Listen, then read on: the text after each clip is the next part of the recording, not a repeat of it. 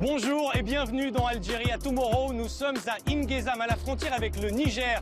Ce chantier, c'est le dernier tronçon de la partie algérienne de la route transsaharienne, aussi surnommée route de l'unité africaine. Elle est couplée d'un câble de fibre optique. Allez, on va voir ça.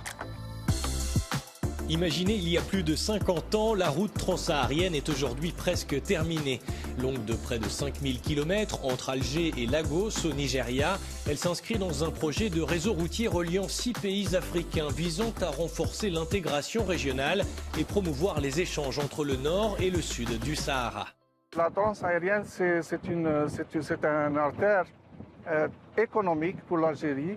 Dans le cadre du libre commerce, ça sera des retombées économiques d'abord et également sociales pour toute la population qui est en train d'attendre beaucoup de cette politique.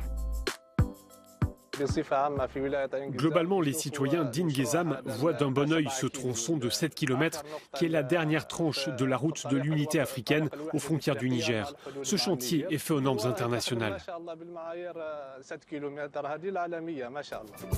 Des dunes du Sahara au relief des hauts plateaux jusqu'à la capitale, Alger. La route nationale 1, son nom en Algérie, traverse le pays dans sa diversité et relie des territoires reculés comme Tamanrasset, lieu de rencontre historique des caravanes nomades, restée une importante plateforme commerciale à 1900 km d'Alger. Tamanrasset, c'est un carrefour de toutes les nationalités africaines. Les transactions en troc ont pris de l'ampleur ces dernières années. Donc la nomenclature des produits exportés et importés augmente d'année en année, elle est révisée d'année en année selon les besoins de notre pays et les pays limitrophes. Face à cet afflux de marchandises, les tronçons existants sont modernisés. Leur capacité portante et leur largeur sont augmentées, suivant des études géotechniques prenant en compte les conditions difficiles du Sahara, afin de sécuriser le passage des camions. La RN1, c'est la veine principale entre l'Europe et l'Afrique du Nord. Sans la RN1, on y cuit, si on peut dire.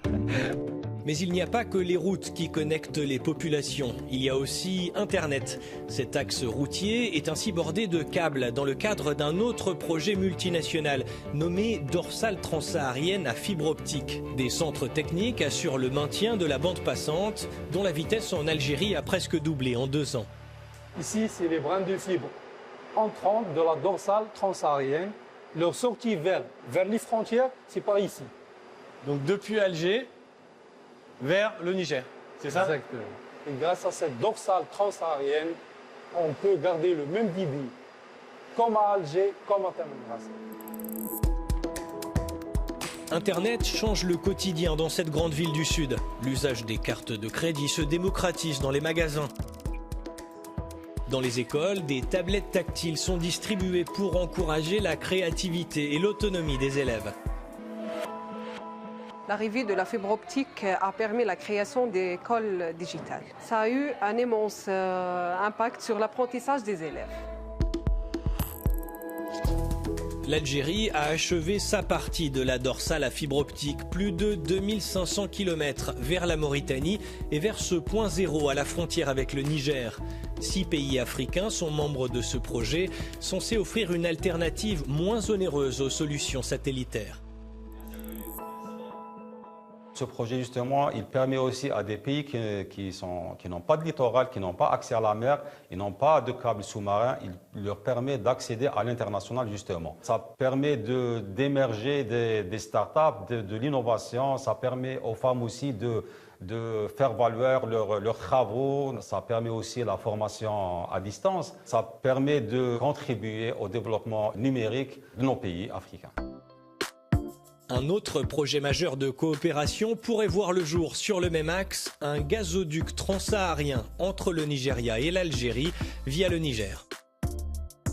Voilà, c'est ici que se termine cet épisode. Vous pouvez le retrouver comme tous les autres sur euronews.com et nos plateformes numériques.